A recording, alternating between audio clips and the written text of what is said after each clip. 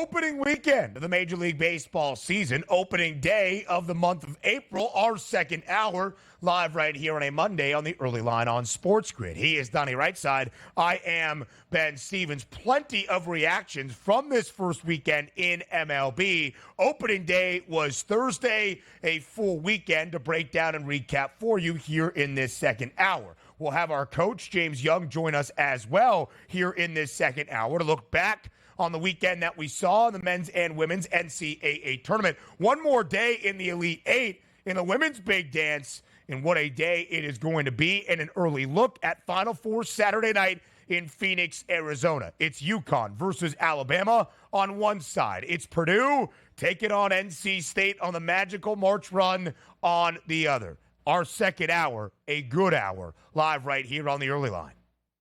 Ooh, talking some Major League Baseball after a hot weekend of the official opening for most of us for the Major League Baseball season. It was fun to watch it play out. But you know what, Ben, we've been so excited here, and also the SportsGrid Network doing great programming here throughout the tournament, that's been our main focus. So sometimes you say, okay, I'm looking at scores on a day-to-day basis, but I really wanted to get in and start to look at the standings, because that'll tell you what happened over opening weekend. Some surprising performances, to say the least, across the board. And maybe the most surprising we'll get into was the New York Yankees with a 4-game sweep over the Astros. These are two teams coming into as the heavyweights in the American League, and it's a 4-0 sweep, road sweep for the Yankees. That's pretty impressive.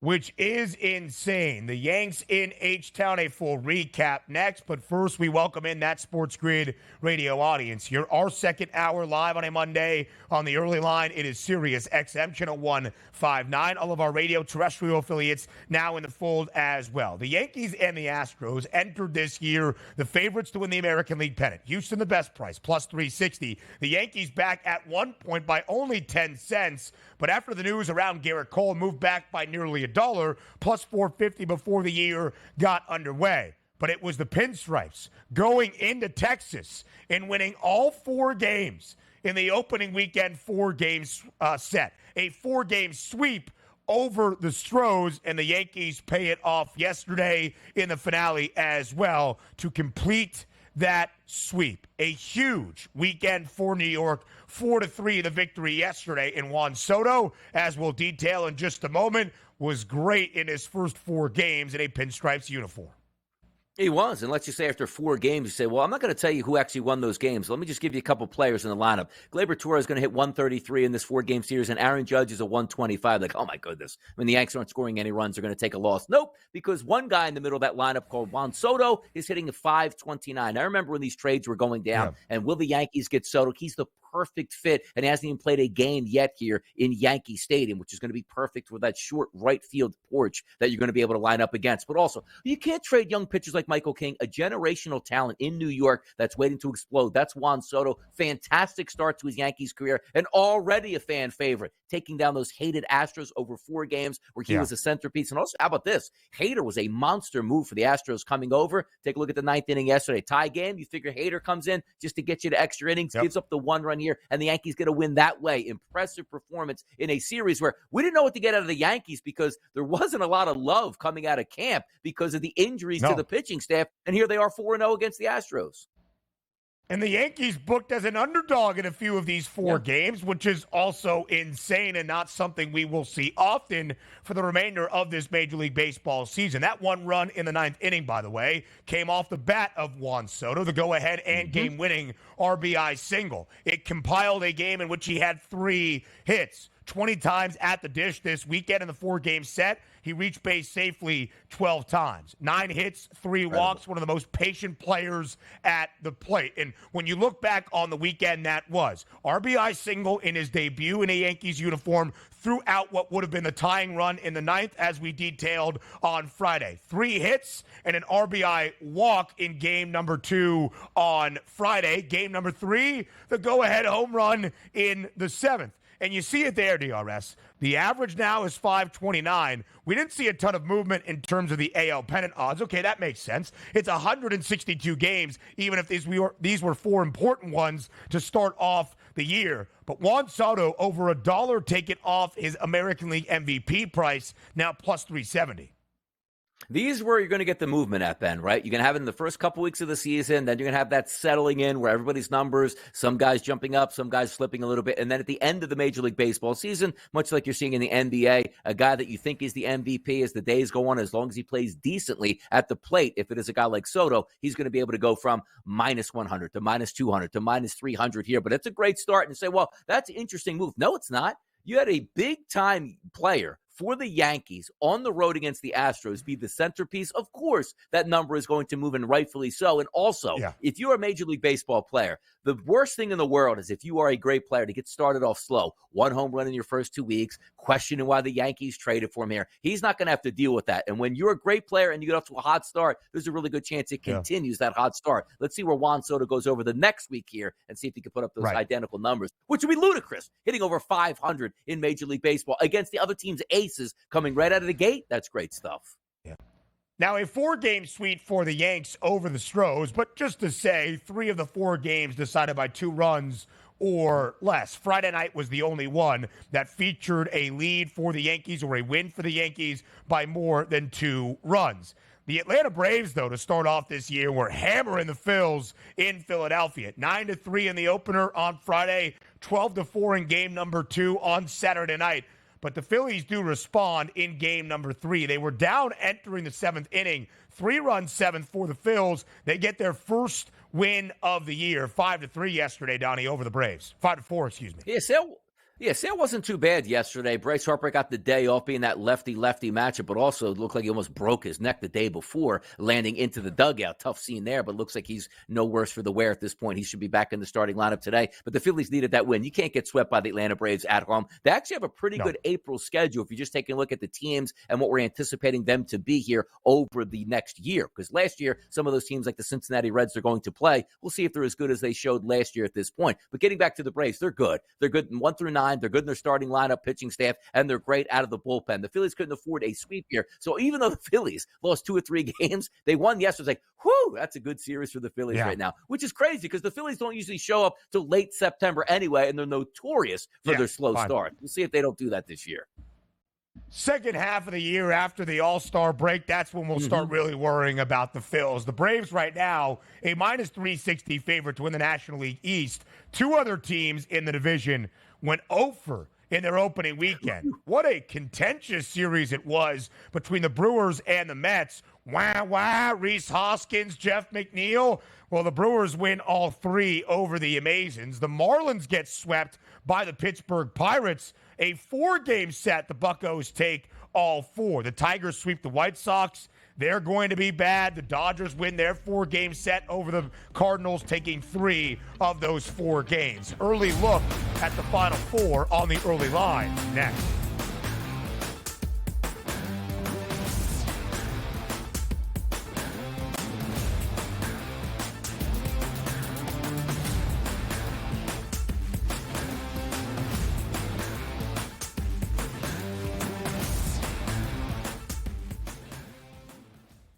There is going to be an energy to game time decisions that you will feel night in and night out. We're going to go through every single thing, and I've got a great team behind me that's going to help me get the job done. I want this to be the place that people come to. We are going to hit every single one of those markets that you need to know about. There is not going to be a better place, I promise you, than Game Time Decisions. We will have everything at our disposal, and we will use that to our advantage. I'm Kevin Walsh. Tune into Game Time Decisions from 6 to 8 p.m. Eastern on SportsGrid.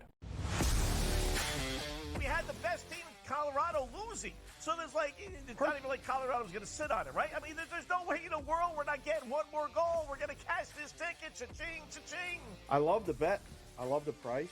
I think that's, like I said, that's one we're going to have to, we're telling everybody right now. They're probably moving it in risk groups everywhere right now based on us giving out this information. In-game live, prime time, only on SportsGrid.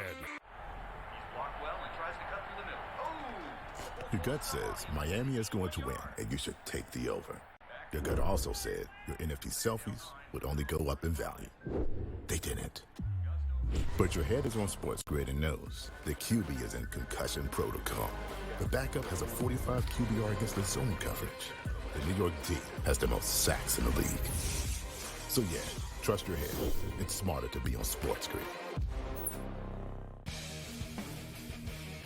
North Carolina come back, take the lead, and then somehow Alabama punches back. A true classic. Like, the word classic gets tossed around loosely a lot, but that really was a true classic. Great point earlier about Arizona. They had such an advantage under the basket, yet they're having guys just chuck threes. Their whole game plan sucked from the get-go. Like, the fact that they lost that game, I put a lot of it on coaching. Sports Rage Late Night, only on SportsGrid. It's smarter to be on SportsGrid, your 24/7 sports wagering network. The early line. Magical and historic season in Lincoln, Nebraska continues. He is the best player in the NBA, but also in the biggest moments where the national media is watching. Newswire. Something that we have never seen happen before with one of the iconic coaches in the game. Pharrell, coast to coast. The team covers. It's automatic. It's every time. Not sometimes. It's every time. Game time decisions. Luka is actually far more dangerous from three on the road this year than at home. This game here tonight, you may want to consider taking as many points as humanly possible. In-game live, prime time. We got not one, but two coaches fired systems in place. Sports Rage Late sort Night. of has letdown written all over it. It's going to be hard to match the emotion that they played with the other night. It's smarter to be on SportsGrid.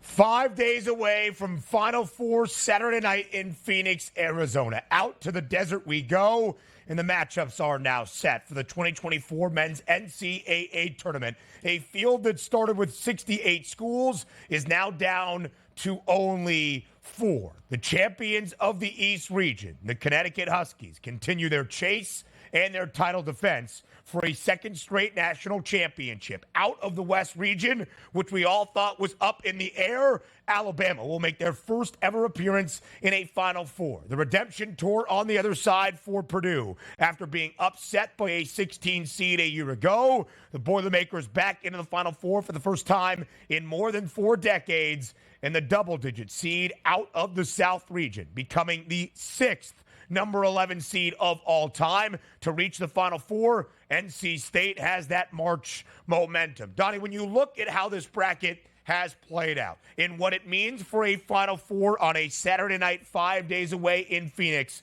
what stands out to you?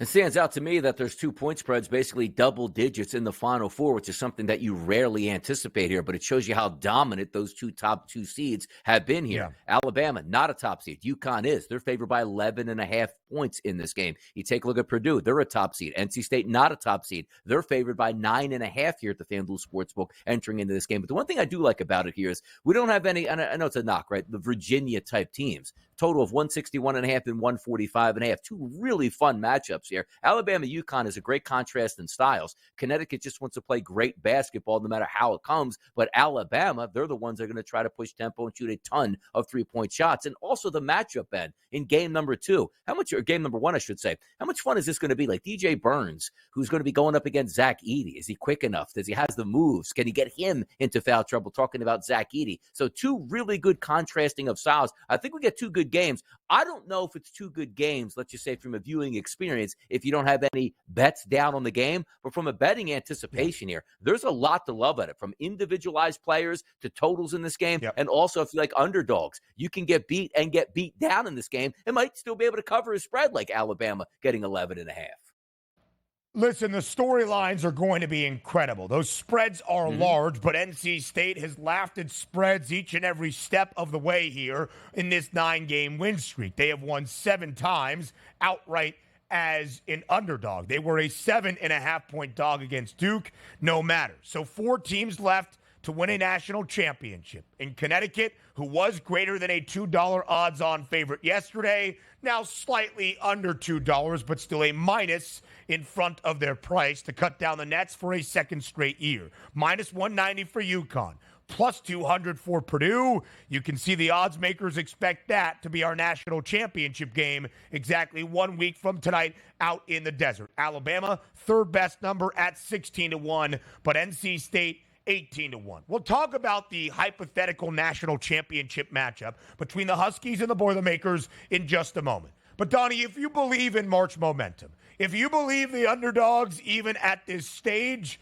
of a college basketball season, can make a little bit of noise, is it worth a wager on either the Crimson Tide or the Wolfpack to win a title at 16 or 18-1? No, I don't think it is. And it's hard to say no at this point based on what NC State has actually done here throughout the conference tournament and then into March Madness. They're always going to have a chance. They're playing great at the right time. But also you have to take a look at monumental victories. And the reason I bring this up is here, let's just go with Alabama. First time ever in the Final Four. We'll get to NC State in a second. They beat Connecticut. Connecticut was the big dog, the immovable object here. Don't you feel like human nature is, I think we already just won the national championship before we even got to play it on Monday night. So let's just say theoretically, you want to place a bet on Alabama, who could be a live dog. They take down UConn. Yeah. They're probably going to have to take down Purdue as well on the way. That's an unbelievable two-game run here. So if we flip it over to NC State, right, so much fun to watch them play. But if they beat Purdue, whoo, man, nobody expected us to be here. Now we're entering into the championship game, something place we haven't seen since 1983. And then it's probably going to be Connecticut at this point. So as much as I would like to say, boy, those prices are big. These teams are playing great basketball and anything can happen. It's a neutral court. We're moving out of the arenas, Ben, into the football stadiums where sight lines just can change. And you saw UConn being like, man, this is so much fun. Every game we're playing at home here. It's 80-20 crowd for us. Now it shifts to a 25% crowd for you out there in the desert. Will that change things up? But for my money, even though the numbers are big, Ben, I don't think I'm going to be taking the dogs to win it all at this point, just because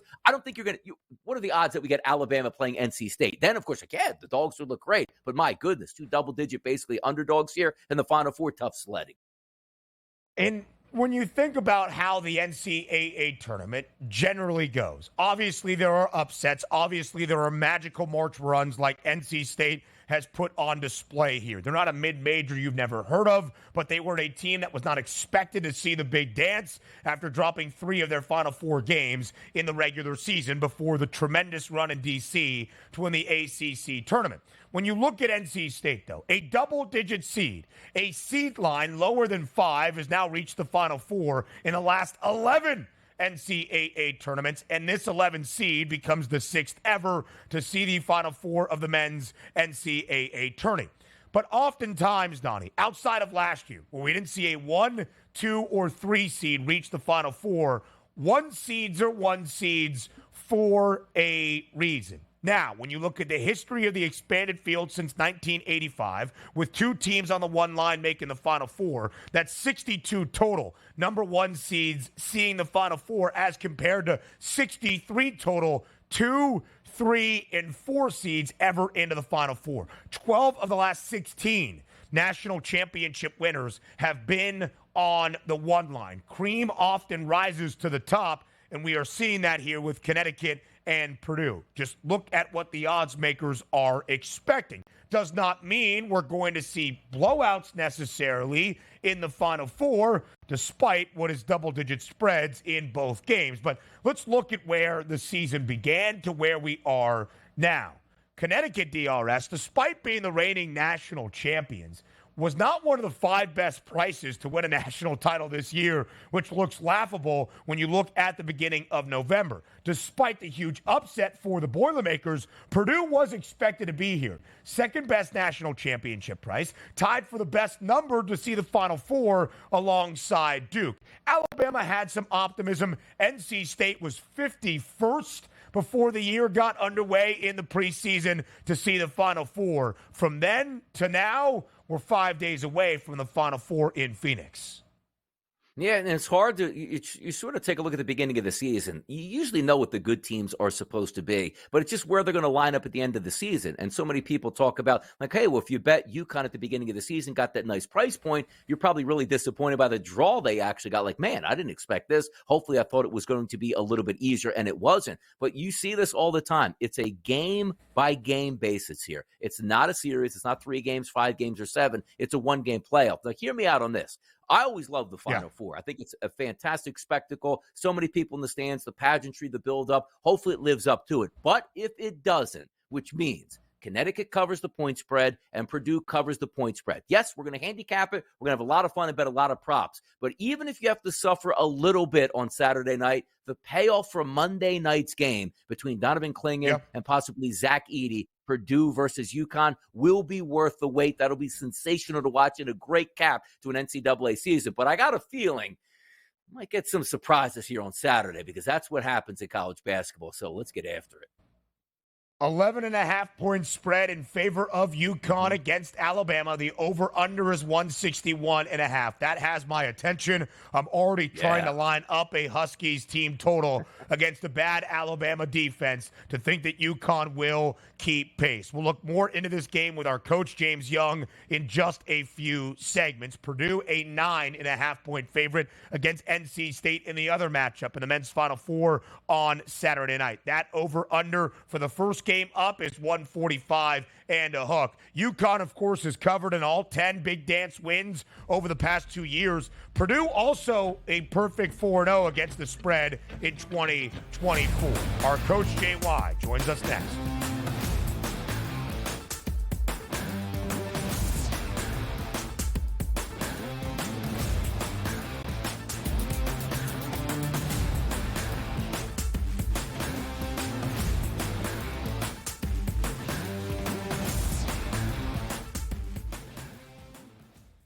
There is going to be an energy to game time decisions that you will feel night in and night out. We're going to go through every single thing, and I've got a great team behind me that's going to help me get the job done. I want this to be the place that people come to. We are going to hit every single one of those markets that you need to know about. There is not going to be a better place, I promise you, than Game Time Decisions. We will have everything at our disposal, and we will use that to our advantage. I'm Kevin Walsh. Tune into Game Time Decisions from 6 to 8 p.m. Eastern on SportsGrid. We had the best team in Colorado losing. So there's it's not even like Colorado's going to sit on it, right? I mean, there's no way in the world we're not getting one more goal. We're going to cash this ticket. Cha-ching, cha-ching. I love the bet. I love the price. I think that's, like I said, that's one we're going to have to, we're telling everybody right now. They're probably moving it in risk groups everywhere right now based on us giving out this information. In-game live, prime time, only on SportsGrid. Your gut says Miami is going to win, and you should take the over. Your gut also said your NFT selfies would only go up in value. They didn't. But your head is on SportsGrid and knows the QB is in concussion protocol. The backup has a 45 QBR against the zone coverage. The New York D has the most sacks in the league. So yeah, trust your head. It's smarter to be on SportsGrid. North Carolina come back, take the lead, and then somehow Alabama punches back. A true classic. Like, the word classic gets tossed around loosely a lot, but that really was a true classic. Great point earlier about Arizona. They had such an advantage under the basket, yet they're having guys just chuck threes. Their whole game plan sucked from the get-go. Like, the fact that they lost that game, I put a lot of it on coaching. Sports Rage Late Night, only on SportsGrid. It's smarter to be on SportsGrid, your 24/7 sports wagering network. The early line. Magical and historic season in Lincoln, Nebraska continues. He is the best player in the NBA, but also in the biggest moments where the national media is watching. Newswire. Something that we have never seen happen before with one of the iconic coaches in the game. Pharrell, coast to coast. The team covers. It's automatic.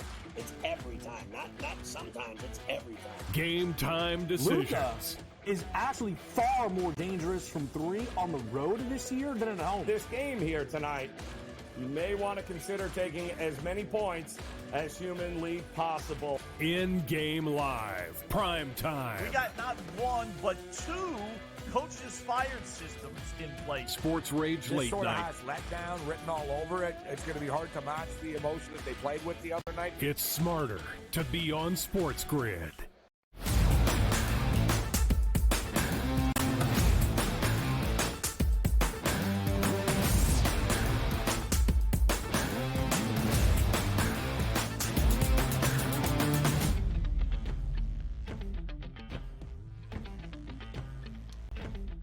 The coach, JY, is here on the Monday morning following the Elite Eight weekend and the NCAA Men's Tournament to help us look back on everything, what he learned, and his insights for what it means moving forward, now just 5 days out from a Final Four in Phoenix. JY, James Young, here with us on this Monday morning on the early line. JY, thanks for being here.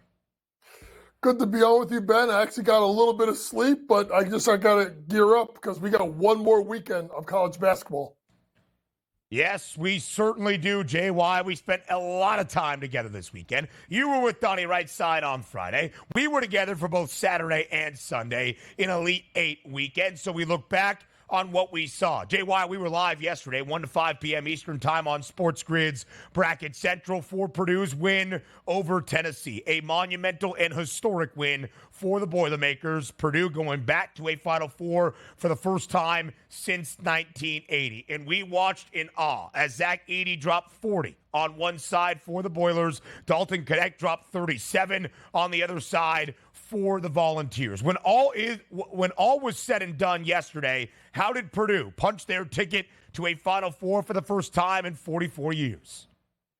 Very simple. They had a 7-4 monster, the most dominating force that maybe it's been in college basketball. I don't know. You want to go Alcindor? You want to go more recent? Someone like Ralph Sampson? I mean, the play of Zach Edey was just absolutely fantastic. And we went through it, Ben, right? Whatever Purdue needed, whether it was a jump hook on the right hand, left hand jump hook, I mean, foul shots, blocks, rebounds, boards. I mean, Ben, we saw a 7'4" guy shoot up and under yesterday. I mean, up and under happened, Ben. I almost fell out of my seat because I didn't know that he had it in his bag. But it took a legendary performance out of Zach Edey to offset, let's be honest, Ben, a legendary performance by Dalton Knecht. Right. You and I had the 50-plus points. We looked at 60 and 70-plus. We're like, probably not. Oh, well, they got past 60. They got past 70. And if they went to overtime, they would have went past 80. So it was just a tremendous performance out of both players. But to me, if I was looking at before the shot chart, the amount of shots that Purdue got in the hole, specifically Zach Edey, was absolutely fantastic. Whereas if you look at like the Tennessee shot chart, more sporadic all around the place because they had to get Knecht moving on his pull-up game. But right there, 40 points, 16 rebounds. And I think the statement-ending play was that big block that Zach Edey had on Knecht. Let him get by him. Big block after that, game over, drive home safely. Purdue now into the Final Four. I was talking with Ben earlier, in the tournament rounds where maybe you were talking about Purdue as the nervousness would be in the round of 64 and the round of 32 because that's where they were getting knocked out. Now shaping up into the Final Four. But let me ask you a question about yesterday. These are things I love to sort of analyze moving forward. You have a team that might be the very best in NCAA action at shooting the three-point shot as a team, coach, at close to 40%. They shot half of that, 3 of 15. They shot 63% from the free throw line. They were down double digits with a couple minutes to go in the half and won that basketball game. Talk to us about moving forward, about if you're a coach like Mac Painter, you could sit them down and go, guys, we don't even bring our A game. We're beating top-level competition. Imagine if we play extremely well, like let's just say you face UConn in that final. I think you bring up a really good point, Donnie, is the fact that as a coach, you have to find the silver lining when you don't win, or you don't play well, I should say. And I think that's what Matt Painter's got to say to him. Listen, we did not shoot the ball well. We didn't make our free throws, but we dug in and we grinded out wins. And at the end of the day, no one's going to talk about all these stats when you win. And I think the key thing that I want to talk about is their defense was their absolute. I know. And obviously, Ben and I talked about it. Dalton Knecht had 37. But the way that Jones defended him and made him work and face guarded him and made them really run clock, especially later games, if I'm Matt Painter, yes, I know that we can knock down more shots. But I'm hanging my hat on is our defense was our absolute. And when we needed stops, we got them. We've locked in. So if we can continue to defend the way we've defended, we hit a couple more shots, they have as good a chance as anybody to win a national championship. The DJs were spinning in the South Regional Final for NC State. A huge victory for the Wolfpack. They win by 12, 76-64 outright as a 7.5-point underdog against Duke in the All-ACC affair in the Elite Eight. NC State back into the Final Four for the first time in 4 decades since Jim Valvano was the head coach in 1983. DJ Burns Jr., 29 points, 13 of 19 from the floor. DJ Horn, 20 for the pack as well. And the magical March run has now reached 9 consecutive wins for NC State. JY, what has been the key for this March momentum for NC State? You know, it's amazing. You know, they talked to DJ Burns after the game, and they talked about basically guys buying in, not being late, showing up on time, no egos. Folks, I don't think people understand how much that can derail a team when guys aren't buying in, that guys aren't locked in, right? So now you have a team that wins a couple of games, and then they start to realize, well, why not us? We can do it. We just have to be better for 40 minutes. And when you have that inside-outside combo of DJ Horn and DJ Burns, I thought every time they needed a bucket, they got a bucket.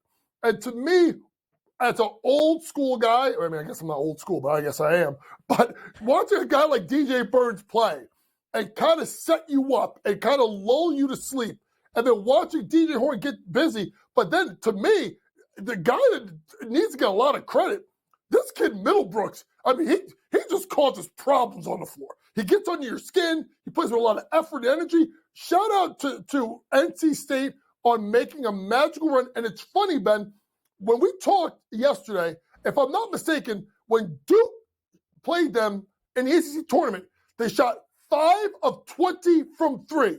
Folks, guess what they shot yesterday? 5 of 20 from 3. And all 5 threes were made by McCain. 2 or 3 of them were late. Unbelievable defense defending a three-point line by NC State Wolfpack. Coach, talking about defense, we found a lot of that on Saturday with the UConn Huskies 77-52 victory over the Fighting Illini. But the one thing that was most interesting about this game was not necessarily that the Illini got beat by 25, but there was a 30-0 run in this game by UConn, just turning up the gas at any moment they wanted to. They were doing whatever they wanted. And this is a team with the Fighting Illini that we talk about, Coach, one of the best offensive teams in the country, if not the best efficiency-wise, that look completely inept against UConn. UConn is an absolute force, but even I did not see 52 points coming from Illinois in this game. Donnie, let's be honest, none of us did. I mean, we all thought that UConn was going to be able to score versus Illinois, but it was the flip side, and I guess the narrative was wrong. Everybody kept saying going into the game, well, UConn has never seen, an offense like Illinois. Mm-hmm. It should have been Illinois has never seen a defense like UConn. And when Ben and I did the game Saturday, the thing that struck out to me, right, is the fact that you have these 2 guys in Newton and Castle that are such great long active defenders, and then you bring Diarra off the bench. Like, Shannon Jr. couldn't shake anyone. It got to the point where he almost just went in the corner and just hid for a while.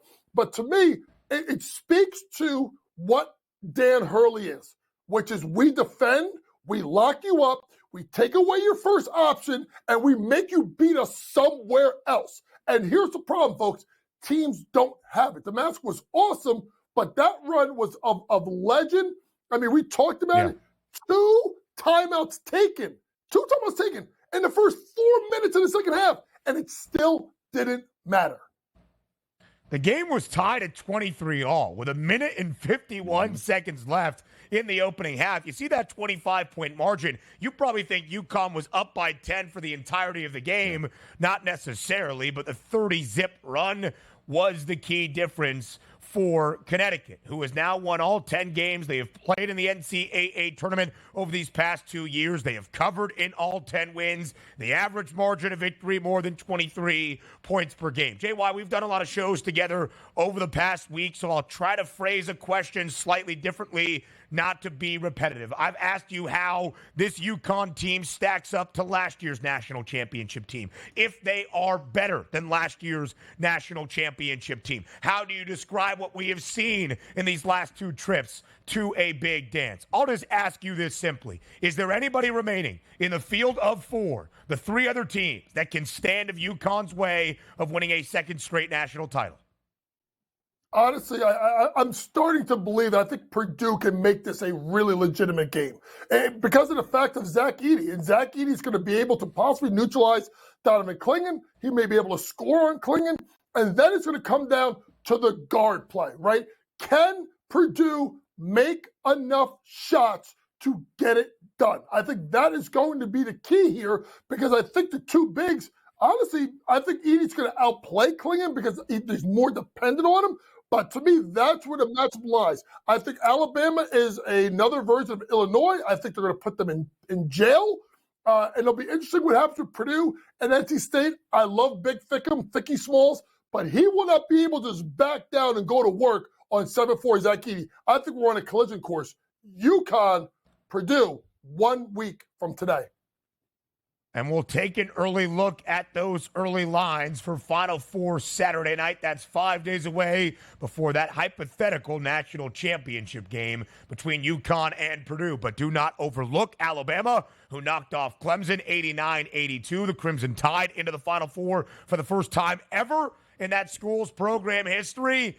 And NC State continues to win outright as an underdog. Will the games be close? Will they be competitive? Can an underdog even cover the spread? We'll tell you up next. An early look at the Final Four and Elite Eight Monday in the women's tournament next.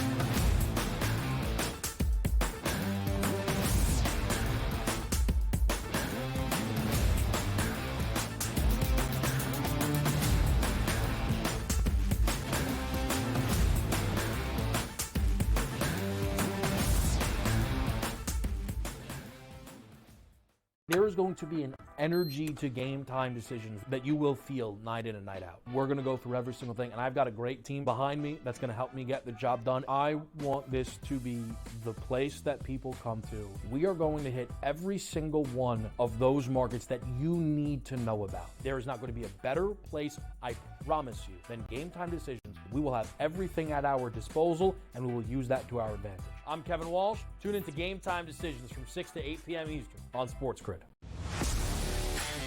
We had the best team in Colorado losing. So there's it's not even like Colorado's going to sit on it, right? I mean, there's no way in the world we're not getting one more goal. We're going to cash this ticket. Cha-ching, cha-ching. I love the bet. I love the price. I think that's, like I said, that's one we're going to have to, we're telling everybody right now. They're probably moving it in risk groups everywhere right now based on us giving out this information. In-game live, prime time, only on SportsGrid. Your gut says Miami is going to win, and you should take the over. Your gut also said your NFT selfies would only go up in value. They didn't. But your head is on SportsGrid and knows the QB is in concussion protocol. The backup has a 45 QBR against the zone coverage. The New York D has the most sacks in the league. So yeah, trust your head. It's smarter to be on SportsGrid. North Carolina come back, take the lead, and then somehow Alabama punches back. A true classic. Like, the word classic gets tossed around loosely a lot, but that really was a true classic. Great point earlier about Arizona. They had such an advantage under the basket, yet they're having guys just chuck threes. Their whole game plan sucked from the get-go. Like, the fact that they lost that game, I put a lot of it on coaching. Sports Rage Late Night, only on SportsGrid. It's smarter to be on SportsGrid, your 24/7 sports wagering network. The early line. Magical and historic season in Lincoln, Nebraska continues. He is the best player in the NBA, but also in the biggest moments where the national media is watching. Newswire. Something that we have never seen happen before with one of the iconic coaches in the game. Pharrell, coast to coast. The team covers. It's automatic. It's every time. Not sometimes. It's every time. Game time decisions. Luka is actually far more dangerous from three on the road this year than at home. This game here tonight, you may want to consider taking as many points as humanly possible. In-game live, prime time. We got not one, but two coaches fired systems in place. Sports Rage Late sort of Night. has letdown written all over it. It's going to be hard to match the emotion that they played with the other night. It's smarter to be on SportsGrid.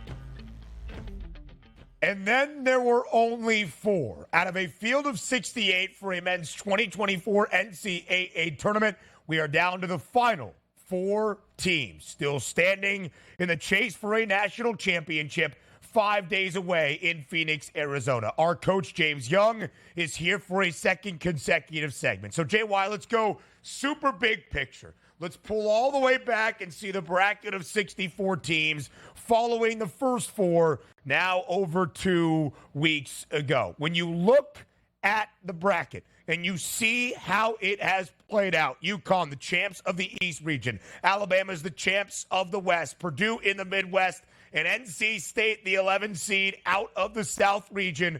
How are you going to remember what you have seen these previous 2 weeks to set up a Final Four in Phoenix on Saturday?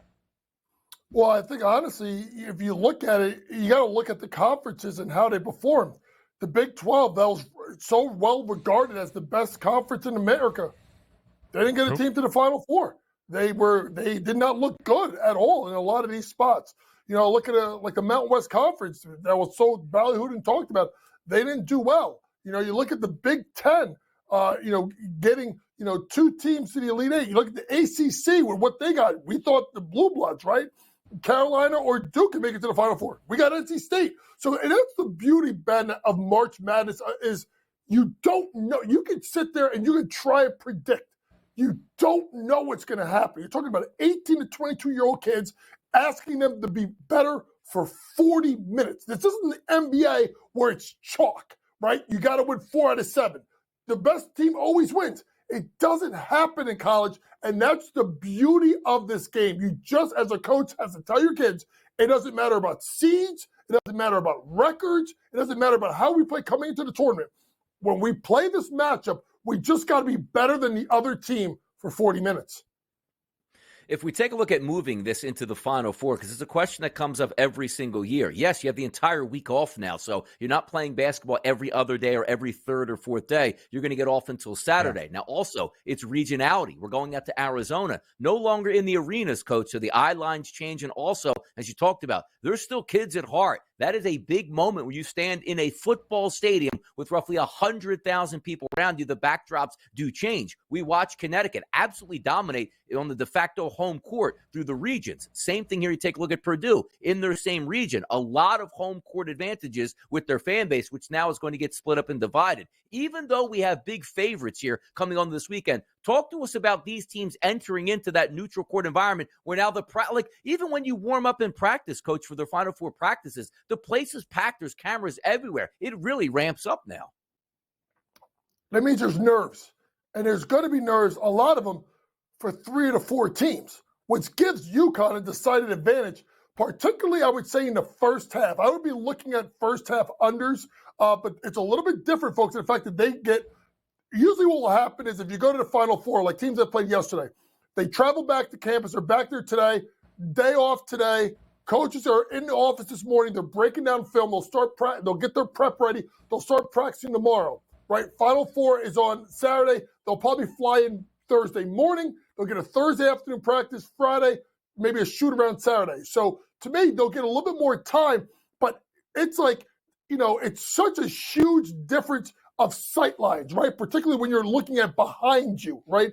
Behind the basket. You're now looking like a football field, right? Literally behind you, or a baseball field behind you. So to me, it's going to be a big difference.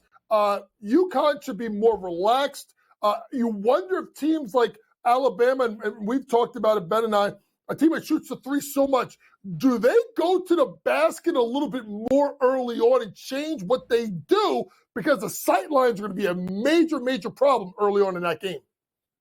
So let's dive right into these Final Four matchups and get some early handicaps from our coach and the insight on what we will see here. 5 days for the markets to move either which way. UConn and Alabama. It's the nightcap on Saturday night in Phoenix. Connecticut an 11.5-point favorite for our second Final Four matchup. The over-under is 161.5. JY, we have seen UConn win all 10 games in the last 2 years in the NCAA tournament. They have covered in all 10. So I'm not sure Alabama is the team to knock them off from this second consecutive national championship chase. But what will be the key for the Crimson Tide if they can even cover a number on Saturday in Phoenix? Estrada and Sears have to go off. Like they got to win the guard battle. Those two versus Tristan Newton, Cam Spencer, and Castle. They have to win that matchup. And then the other thing is this: as good as Grant Nelson has been at times, he is prone to foul trouble, and I think that is going to be my major concern. Is how do they deal with that wing ball screen action and deal with Don McClingan? You look at wing ball screen action, they are 30th percentile in the handler. That means that's Tristan Newton coming off that ball screen. Does he get busy? They're a little bit better filling the role at 67th percentile. But so to me, that wing ball screen action and how you defend that is going to be a problem because Donovan McClingan forces you to change so much what you do defensively if he's able to score inside. Wing ball screen, dive the big, lift out of the corner. You have shooters everywhere. I think the defending of the wing ball screen and Don McClingan is going to be key, but also offensively, their two guards got to knock down shots. Game number 1 in the Final Four this weekend is going to be NC State taking on Purdue. That line to the FanDuel Sportsbook actually also opened up at 11.5 overnight, but has been bet down to 9.5 and a total of 145.5. So on paper, it seems like an easy victory for Purdue. But we just saw NC State play a big in Kyle Filipowski, obviously not on the same level as Zach Edey, but handle him, get him into foul trouble, and Burns had a good game. How do you attack Purdue, Coach, in this game? Is it to go at Edey, or do you say you try to move around Edey? Because if you can neutralize him, which is hard to do. He dropped 40 points yesterday. How is that going to be done by NC State? Well, it's interesting because, Donnie, they run a lot of pro-style offense at NC State, which is, I call it the Garnett catch, which is you throw it to DJ Burns about 15 feet away from the basket, allow him to back people down and have sight lines to pass. Well, they're not going to send a double team with Zach Edey. So what I think you may see out of NC State is more pick and pop action. DJ Burns has a sneaky good jump shot from about 15 feet. Maybe you go pick and pop action and let him try to attack Zach off the bounce. Now, the good thing about this matchup is even though he's losing about, 6-7 inches, DJ Burns could be heavier than Zach Edey. So he may be able to get into his body a little bit, try and finish with the ball away from him. But to me, that's the matchup. You got to look inside. And if you are Purdue, you are going inside of Zach Edey because if you look at a guy like DJ Burns, he gets into foul trouble. He sometimes is lazy. That jump hook right there in the hole is the key. If they can get Zach Edey going, we'll go from there. And then lastly, NC State has done a really good job defending the three-point line. Purdue, shaky at times. Can Purdue knock down enough shots to make them pay? Duke yesterday, just 5 of 20, as JY mentioned. Marquette on Friday night was 4 of 31. Purdue did not shoot it well yesterday, just 3 of 15, but still the number 1 3-point shooting team in all of the country. We've got 5 days until the Final Four on Saturday night in Phoenix. We've got 2 more spots in the Final Four in the NCAA Women's Tournament. In what a Monday night in the Elite Eight. I mean, on paper, as good of matchups as you could ever dream of. First up, in Albany, it's the national championship game rematch, the game that was promised. It is LSU and Iowa. The Hawkeyes, the national runner-up from a season ago, behind Caitlin Clark, Angel Reese, Flau'jae Johnson, and the Bayou Bengals, the reigning national champs. It is a 1.5 spread in favor of the Hawks. It is minus 134 on the money line. The over-under is 168.5. The national championship game rematch. What can we expect this time around, JY, with a trip to the Final Four at stake? I mean, did they set this up for us, or did they set this up for us? They didn't even want us to wait till the Final Four. They put these two in the same region, and what a matchup it will be tonight. I know everybody's going to be talking about the last year with the You Can't See Me and all that stuff. These are two really great basketball teams with a lot of star power when you talk about Morrow or Johnson or Angel Reese. But obviously, the story is going to be Caitlin Clark. Her points prop is at 31.5 points. She will go down slugging tonight. And to me, you look at her, ready, folks? This is like Steph Curry numbers. Her 3-point prop right now on the FanDuel Sportsbook is over 5.5 made threes at plus money. Ready? I'm taking it. I think she's going to put on a legendary performance, 6+ made threes, and Iowa exacts some revenge. They take out LSU in an all-time great matchup tonight in Albany. Fun to watch it play out, too, with a 168.5 total. We should be getting offense and fireworks. This is the game of the night, and thank goodness the country woke up and said, let's put this bad boy in at 7:15, not 10:15 like the men's would have loved to have buried LSU and Iowa here. Let's get to the second game of the night. It's UConn and USC. A favorite here for UConn, minus 3.5 points in a total, a contrast from the earlier game at 135.5. You take a look at the two superstars in this game, one matching up with a 26.5 points prop, the other with a 27.5 points prop. Is it just so simple? The way of the superstars, is Paige going to outdo Juju, or vice versa in this game, Coach? Well, it's obviously a star matchup, but I wouldn't sleep on Aaliyah Edwards, the center of UConn. 17.5 is her points prop. I think if you're UConn, you got to be able to establish inside and outside. And you figure Aaliyah Edwards may get guarded by Juju, so you want to go at Juju a little bit.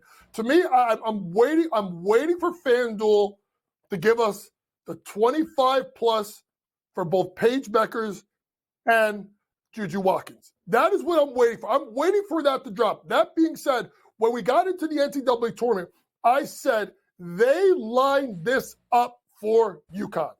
And here we are. The only thing they didn't do to UConn is let them go to Albany. They sent them all the way to Portland. But I don't think it matters. Paige Beckers is playing as good as she's played since her freshman year. She's finally healthy. I know they're down to 8 healthy bodies, but I still trust Gino in the spot over Lindsey Gottlieb, who's done a great job. I'm going to go ahead and go with the Connecticut Huskies minus the points. I think they win by about 8 to 10. Just watch late. Last game versus Duke, they were up, and then it came back with some fouls down the end or some made shots. Yeah, JY and I lost by the hook on Saturday night. 8.5-point favorite for Connecticut. They won by 8 against Duke. I think I'm laying 3.5 with UConn as well. Their 30th consecutive Sweet 16 appearance, looking to get back to the Final Four. Beckers had 24 the other night against Duke in the Sweet 16. Juju Watkins, a 30-piece against Baylor in the Sweet 16 as well. 25 plus would have to be a quite nice profit boost for JY to get that number on both Beckers and Juju Watkins tonight. South Carolina already into the Final Four for a second straight year as an undefeated team. They're into the Final Four for a fourth straight season under Dawn Staley. Minus 220 for the Gamecocks. Quickly here, JY, with only 30 seconds left, where is the value to win a national championship in the women's tournament? I've been saying it all year. People think I'm crazy. It's you.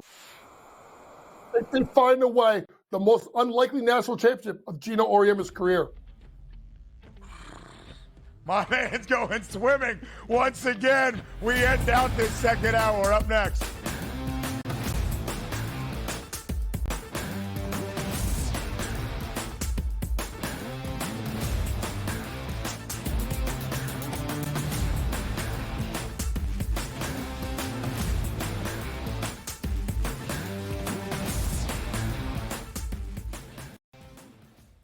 There is going to be an energy to game time decisions that you will feel night in and night out. We're going to go through every single thing, and I've got a great team behind me that's going to help me get the job done. I want this to be the place that people come to. We are going to hit every single one of those marks you need to know about. There is not going to be a better place, I promise you, than Game Time Decisions. We will have everything at our disposal, and we will use that to our advantage. I'm Kevin Walsh. Tune into Game Time Decisions from 6 to 8 p.m. Eastern on SportsGrid.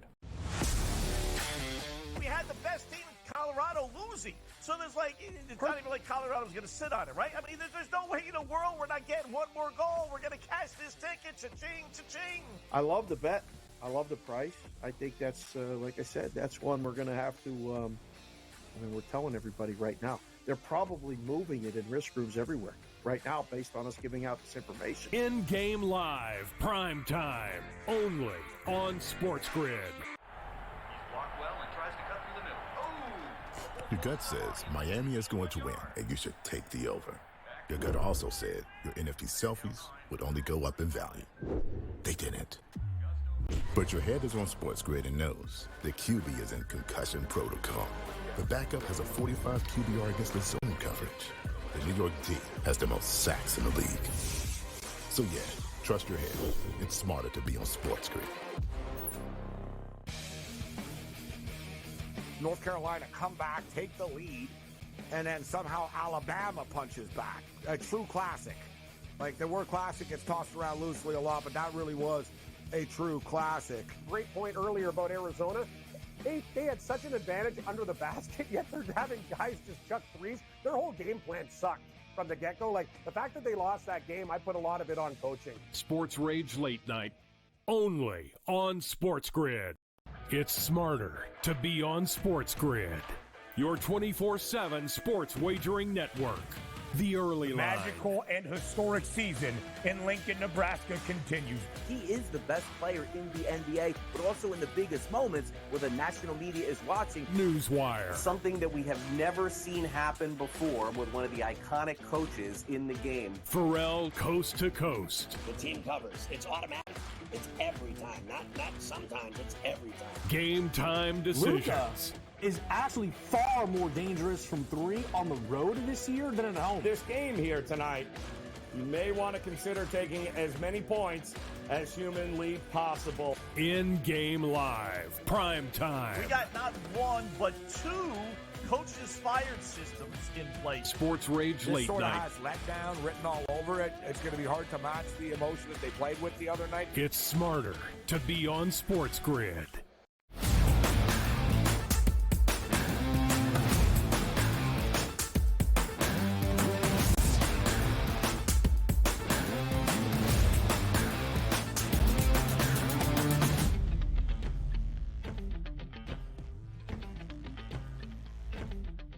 Ending out this second hour live right here on a Monday on the early line on SportsGrid. He is Donnie right side. I am Ben Stevens. The NCAA Tournament on the men's side has reached the Final Four. Just 4 teams left by the time we get to Saturday night on this upcoming Saturday in Phoenix. We have UConn, Purdue, Alabama, and NC State. So with just 4 teams left standing in the chase for a national title, who's going to win that championship? That was the question for you in Fade the Public.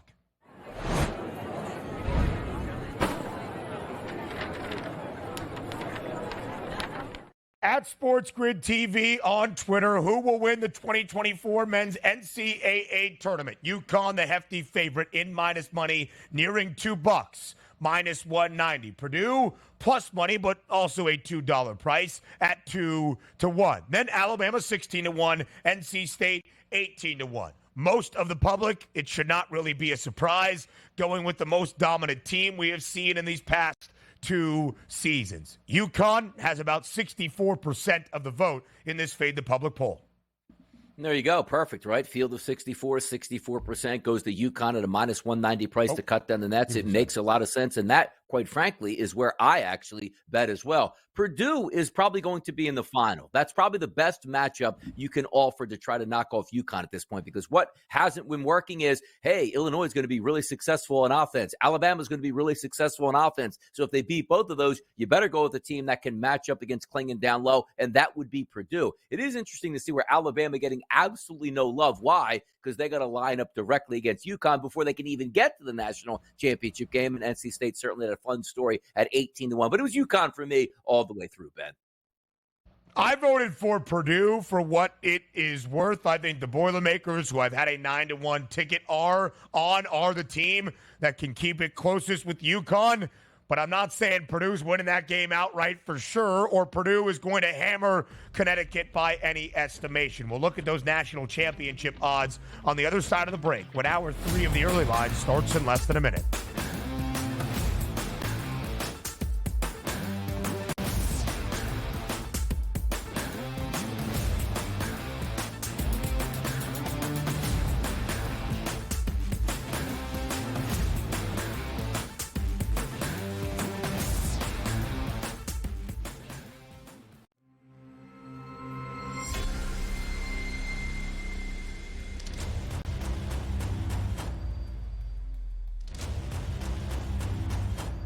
It's smarter to be on SportsGrid.